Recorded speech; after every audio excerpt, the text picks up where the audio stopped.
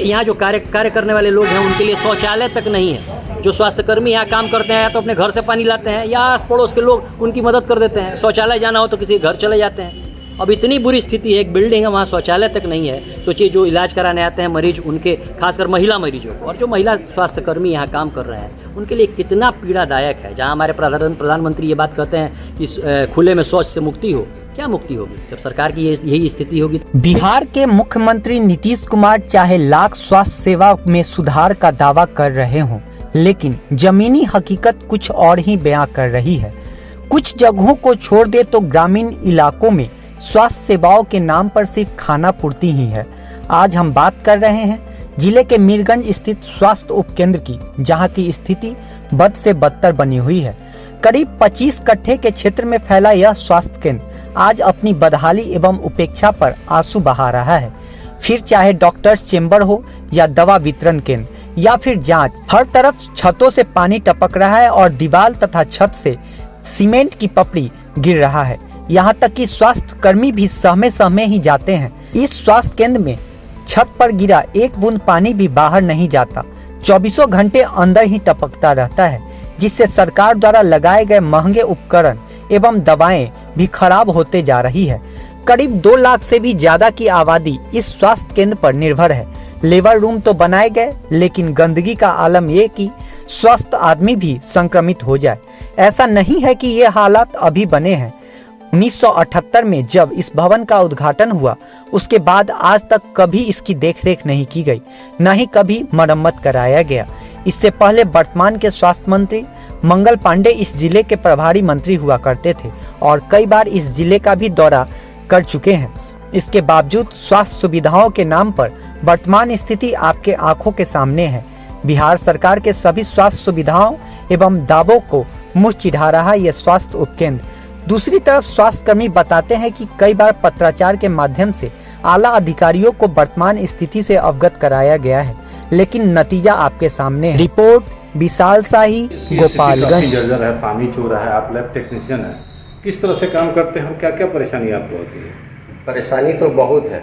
यहाँ पे जांच की तो सुविधा सरकार ने जितने भी किट सारे उपलब्ध कराए हैं उतने चीज़ों से मैं जांच करता हूँ, लेकिन जब बरसात का मौसम आता है, पानी टपकता है तो बहुत मुश्किल हो जाता है काम करना, जिस कारणवश कोई काम नहीं हो पाता है। 9 तारीख को प्रधानमंत्री मातृत्व सुरक्षा दिवस है। 9 तारीख को, हर एक महीने की 9 तारीख को होता है। उस दिन तो मेरे मरीजों का तांता लगा हुआ रहता है। गर्भवती महिलाएं सबसे ज़्यादा पहुंचती हैं।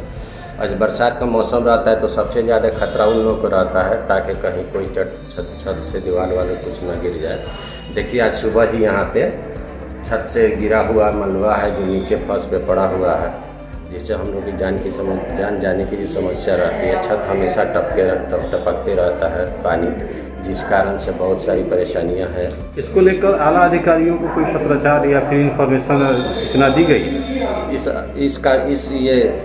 इस बारे में अपने उच्च अधिकारी लोगों को भी पत्राचार की सुविधा दी गई। वो लोग आके इसको देखे भी हैं।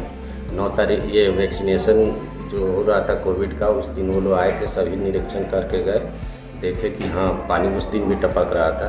तो अधिकारियों को सूचना तो है लिखित रूप से और आकर देखे भी हैं, लेकिन फिर भी मामला जैसे का तैसे है।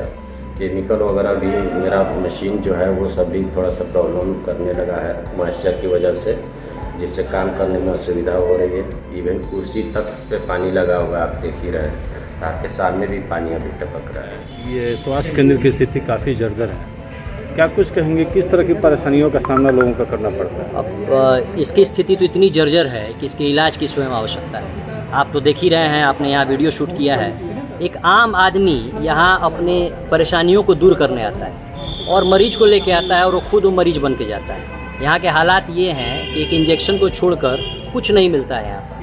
दवा जो उपलब्ध है बेचारे दे देते हैं। जो यहाँ स्वास्थ्यकर्मी हैं, जो प्रभारी चिकित्सक हैं, वो कितनी बार लेटर लिख चुके हैं जिला पदाधिकारी को। जिला पदाधिकारी ने यहाँ सबके सामने नगर कार्यपालक पदाधिकारी को आदेश दिया कि इसके बारे में आप प्लान कीजिए और इसको जल्द से जल्द ठीक कराइए। लेकिन yes sir, no sir, yes sir, यहाँ बधाइयों का तांता एक दूसरे को देना है। लेकिन मुख्य जो कार्य है उसको नहीं करना है। प्रसव का भी काफ़ी यहाँ पे समस्या आती है, प्रसव का जो रूम है वो भी काफ़ी ख़राब है। सबसे बुरी स्थिति तो आप देख रहे होंगे कि प्रसव के लिए जो रूम है उसमें इतनी गंदगी है कि इन्फेक्शन होने का डर है। जो बच्चा जन्म लेगा वो इन्फेक्टेड हो सकता है। आप समझ सकते हैं कितनी आवश्यकता होती है। जो स्टेरलाइज करने की सामान है यहाँ पर स्टेरलाइज करने का, उसको खुद उस डब्बे को खुद स्टेरलाइजेशन की जरूरत है। इतना बुरा हाल है, इसकी आप परिकल्पना नहीं कर। चारों तरफ जंगल है। सबसे खतरनाक तो यहाँ सांप निकलते रहते हैं, बिच्छू निकलते रहते हैं, और बारिश अभी बंद है। अगर बारिश हो जाए तो यहाँ 2-2 फीट पानी लगा रहता है। खुद प्रभारी साहब पानी में पैर करके आते हैं अंदर।